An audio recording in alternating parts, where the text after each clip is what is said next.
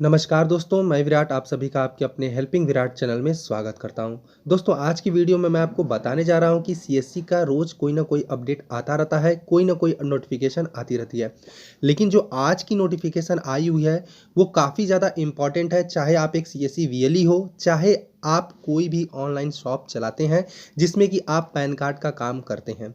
सारे लोगों के लिए वीडियो काफ़ी ज़्यादा इम्पॉर्टेंट होने वाला है, तो वीडियो को आप लास्ट तक देखिएगा और जो बातें मैं आपको बताने वाला हूं, सारा कुछ बातों को आप ध्यान में रखिएगा। तो दोस्तों, चलिए वीडियो को शुरू कर लेते हैं। तो सबसे पहले दोस्तों आपको मैं बता दूं कि ये जो नोटिफिकेशन जारी किया गया है वो सीएससी के द्वारा जारी किया गया है, लेकिन ये सभी लोगों पे लागू होता है जो लोग पैन कार्ड को बनाते हैं। अब यहाँ पे बात कर लेते हैं कि पैन कार्ड कैसे बनता है। तो सबसे पहले मैं आपको बता दूं कि अब का जो पैन कार्ड बनता है वो आधार कार्ड और 2 फोटो के माध्यम से बन जाता है। तो दोस्तों, सबसे पहले मैं आपको वो नोटिफिकेशन दिखा देता हूं कि नोटिफिकेशन में क्या है। तो यहाँ पे चलिए, नोटिफिकेशन यहाँ पे देखिए आया हुआ है सीएससी के द्वारा, कॉमन सर्विस सेंटर के द्वारा एक नोटिफिकेशन यहाँ पे डाला गया है कि अटेंशन वीएलई। ठीक है, यहाँ पे आप पढ़ सकते हैं कि अटेंशन वीएलई। वीडियो को स्किप मत कीजिएगा, एक एक टॉपिक को मैं समझाते हुए यहाँ पे चलने वाला हूँ। तो यहाँ पे लिखा हुआ है सावधान वीएलई। अब यहाँ पे कुछ बातें इंग्लिश में लिखी हुई हैं कि this is to inform all the CSC VLEs who are doing PAN card service through CSC. यानी कि ये जो इन्फॉर्मेशन है वो सारे सीएससी वीएलई के लिए है जो लोग पैन कार्ड का काम करते हैं या पैन कार्ड की सर्विस देते हैं सीएससी के द्वारा। They have to send the hard copy of PAN card to the following address. यहाँ पे लिखा हुआ है कि जो भी सीएससी वीएलई पैन कार्ड का काम करते हैं सीएससी के द्वारा, उनको हार्ड कॉपी सेंड करना है पैन कार्ड का नीचे वाले एड्रेस पे। ठीक है, ये नोटिफिकेशन यहाँ पे दिया गया है। अब आप कहेंगे कि कौन सा हार्ड कॉपी। तो दोस्तों, यहाँ पे जो हम लोग पैन कार्ड बनाने के लिए आधार कार्ड लेते हैं और आधार कार्ड के साथ 2 फोटो लेते हैं, उसके बाद जब हम पैन कार्ड का फॉर्म फिलअप कर लेते हैं पूरा, तो हमारे सामने एक पैन फॉर्म निकलता है। उस पर हम लोग फोटो को चिपका के फिर से उसको स्कैन करके अपलोड करते हैं, तो हमारे पास हो जाता है पैन का फॉर्म और आधार कार्ड, और आपका साथ में उस पर फोटो लगी रहती है। ठीक है, अब यहाँ पे आपको मैं आगे बता दूं कि एक और यहाँ पे पहले आप देख लीजिए ऑफर, इसको भी मैं आपको दिखा देता हूँ। तो यहाँ पे एक ऑफर है ये फिंगरप्रिंट स्कैनर का। ये आपका मिल रहा है, आपको 2400 कुछ रुपए का यहाँ पे मिल रहा है। और यहाँ पे आपको बता दूं कि इसमें बेनिफिट ये होने वाला है कि 3 साल की आपको इस पे वारंटी मिल रही है, प्लस 5 साल का आरडी सर्विस भी मिल रहा है साथ में। ठीक है, और ये ऑफर जो है कि 28 दिन के लिए ही मान्य है। तो आप चाहे तो इसको परचेस कर सकते हैं सीएससी के द्वारा। तो यहाँ पे आपको 2400 रुपये तक का ये आपको मिल जाएगा, और यहाँ पे आपको साथ में 3 साल की वारंटी प्लस 5 साल की आरडी सर्विस भी मिल जाएगी। अब यहाँ पे दूसरे नोटिफिकेशन की तरफ भी चलते हैं, और यहाँ पे आपको अब डिटेल में मैं समझाने वाला हूँ। तो चलिए यहाँ पे और अच्छे से इसको समझ लेते हैं। देखिए, यहाँ पे लिखा हुआ है कि आयकर विभाग उन वीएलईओं के खिलाफ सख्त कार्रवाई करने जा रहा है जिन्होंने पैन कार्ड के सहायक दस्तावेज की हार्ड कॉपी जमा नहीं की है। जैसे कि मैंने अभी पिछले वाले बात में कहा कि वो आयकर विभाग जो है उन सीएससी वीएलई के ऊपर कार्रवाई करने जा रहा है जो लोग पैन कार्ड की हार्ड कॉपी नहीं जमा करते हैं। तो हार्ड कॉपी मैं आपको बता ही दिया कि जब हम लोग पैन कार्ड का फॉर्म भरते हैं तो हमारे पास एक पैन फॉर्म निकलता है, फिर उस पर हम फोटो चिपका के कस्टमर का साइन लेते हैं, उसके साथ आधार कार्ड और जो भी सहायक डॉक्यूमेंट होते हैं हम उसको अपलोड करते हैं, तब हमारा पैन कार्ड बन के आ जाता है। ठीक है, अब यहाँ पे पैन कार्ड 2 तरीके से बनते हैं, एक फिजिकली पैन कार्ड बनता है, एक डिजिटली पैन कार्ड बनता है। डिजिटली पैन कार्ड में ई-केवाईसी के द्वारा ही पैन कार्ड को हम बना देते हैं, चाहे वो यूटीआई से बनता हो चाहे वो एनएसडीएल से बनता है। तो ई-केवाईसी के माध्यम से जो पैन कार्ड बनता है उसमें क्या होता है कि आधार कार्ड से हमारा मोबाइल नंबर लिंक होना जरूरी है, या कस्टमर का जिसका आप बना रहे हैं। तो उस कंडीशन में क्या होता है कि आपको हार्ड कॉपी भेजने की जरूरत नहीं पड़ती है। लेकिन अगर आप फिजिकली पैन कार्ड बनाते हो, फिजिकली वाला ऑप्शन चूज करते हो, अगर कस्टमर का मोबाइल नंबर उसमें ऐड नहीं है तो आपको जरूरत पड़ती है, क्योंकि जो ई-केवाईसी वाला फॉर्म होता है उस पर फोटो अपने आप आती है आधार कार्ड से, यानी कि सारा जो डिटेल है वो आधार कार्ड से ही ऑथेंटिकेट हो जाता है। लेकिन फिजिकली पैन कार्ड में आपको फोटो लगाने का भी ऑप्शन मिलता है और साइन का भी ऑप्शन मिलता है, जो कि पैन कार्ड पे मनचाहा साइन और फोटो आ जाता है।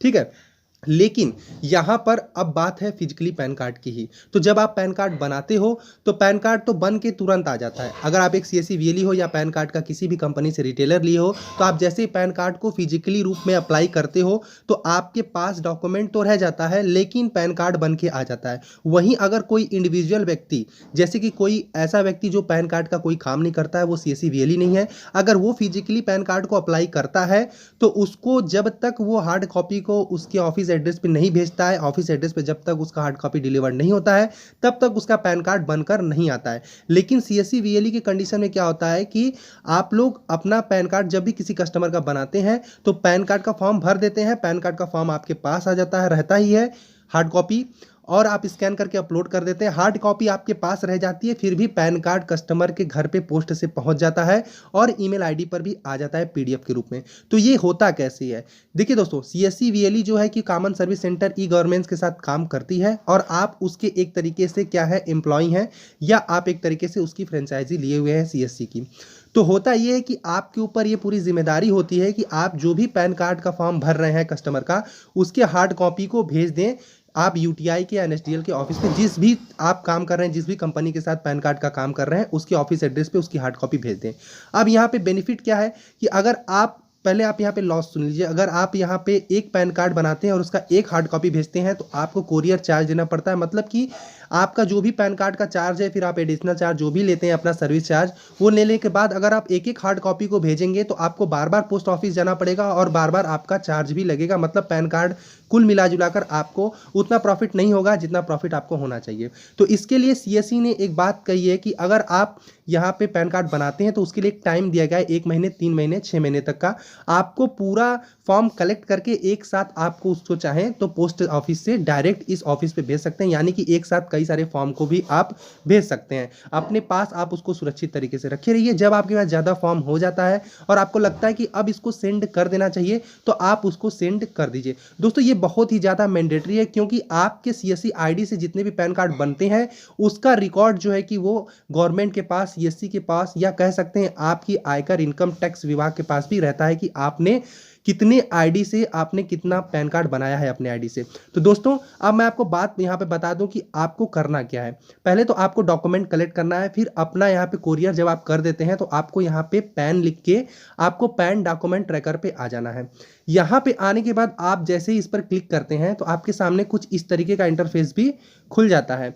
यहाँ पे खुलने के बाद आपको क्या करना है, लॉगिन डिजिटल सेवा पोर्टल पे क्लिक कर देना है। ठीक है, यहाँ पे आपको पिंक कलर का दिखेगा, आप इसी पर क्लिक कर दीजिएगा। जैसे आप इस पर क्लिक करते हैं आपके सामने कुछ इस तरीके का इंटरफेस खुल जाता है। आपको आना है अपलोड डॉक्यूमेंट पे। अब यहाँ पे आपको क्या क्या चीज़ें खुलती हैं, देखिए यहाँ पे सबसे पहले आपको सीएससी आईडी खुलता है, फिर एजेंसी का नेम चूज करना है, आप किसके थ्रू पैन कार्ड का काम कर रहे हैं। तो एनएसडीएल के थ्रू तो अभी सीएससी में पैन कार्ड का काम नहीं हो रहा है, लेकिन यूटीआई के थ्रू हो रहा है, एनएसडीएल के थ्रू हो रहा है, लेकिन ई केवाईसी द्वारा हो रहा है। अब यहाँ पे आपको क्या करना है कि आपको सबसे पहले नंबर ऑफ डॉक्यूमेंट को चूज करना है, उसके बाद आपने कब कोरियर किया है फॉर्म को, वो यहाँ पे आपको डेट चूज करना है। फिर आपको कोरियर जब करते हैं तो आपको एक स्लिप और एक डॉक्यूमेंट ट्रैकिंग आईडी भी मिल जाती है, मतलब उसी स्लिप पे लिखा रहता है। फिर आपको यहाँ पे कोरियर कंपनी का नाम लिखना है। उसके बाद आपको इतना करने के बाद स्क्रॉल करके नीचे आ जाना है। अब यहाँ पे नीचे आने के बाद आपको एक दिख जाएगा ऑप्शन, फिर से मैं आपको बता देता हूँ कि देखिए यहाँ पे आपको नंबर ऑफ डॉक्यूमेंट लिखना है, जितना नंबर आपने जितना पैन कार्ड बनाया है, आपका जितना फॉर्म है वो डॉक्यूमेंट लिखना है। फिर यहाँ पे कोरियर का डेट लिखना है, फिर आपको ट्रैकिंग नंबर लिखना है, उसके बाद कोरियर कंपनी का नाम लिखना है कि आपने किस कंपनी द्वारा कोरियर किया हुआ है यहाँ पैन कार्ड को। उसके बाद आपको डिलीवरी डेट लिखनी है। तो ये काम आपको कब करना है, जब आपका पैन फॉर्म आपके उस पते पे पहुंच जाए जहाँ पे जिस ऑफिस पे आपने भेजा है। तो यहाँ पे आपका डिलीवरी एड्रेस या डिलीवरी लोकेशन चूज कर लेना है कि आपने यूटीआई के या एनएसडीएल के किस ऑफिस एड्रेस पे भेजा है। और यहाँ पे उसके बाद दोस्तों यहाँ पे आप जैसे अपना एड्रेस पूरा लिख देंगे किस एड्रेस पे आपने भेजा है कुरियर, और यहाँ पे रिमार्क में आप चाहें तो यहाँ पे अपना सीएससी आईडी लिख के डॉक्यूमेंट नंबर लिख के रिमार्क में आप लिख सकते हैं। उसके बाद आपको यहाँ पे जो आपको पीओडी डॉक्यूमेंट मिला है, एक तरीके से आप चाहें तो यहाँ पे डॉक्यूमेंट भी अपलोड कर सकते हैं कि कितना आपने पैन कार्ड बनाया है उसकी लिस्ट, और साथ में ट्रैकिंग आईडी का जो स्लिप है वो भी यहाँ पे आप अपलोड कर सकते हैं। उसके बाद आपको यहाँ पे बस सबमिट पे क्लिक कर देना है। यहाँ पे आपका रिकॉर्ड जो है कि वो सेव हो जाता है कि आपने पैन कार्ड के डॉक्यूमेंट को भेज दिया है, और आपके पास भी रिकॉर्ड आ जाता है कि आपने पैन कार्ड को भेज दिया है। अब दोस्तों यहाँ पे आपको अगर पूरा फुल डिटेल चाहिए कि किस तरीके से आपको पैन कार्ड भेजना है तो आप मुझसे कमेंट बॉक्स में जरूर बताइएगा। तो दोस्तों वीडियो जानकारी अगर आपको अच्छी लगी है तो चैनल को सब्सक्राइब, इस वीडियो को लाइक शेयर जरूर कीजिएगा। थैंक यू दोस्तों, जय हिंद, वंदे मातरम।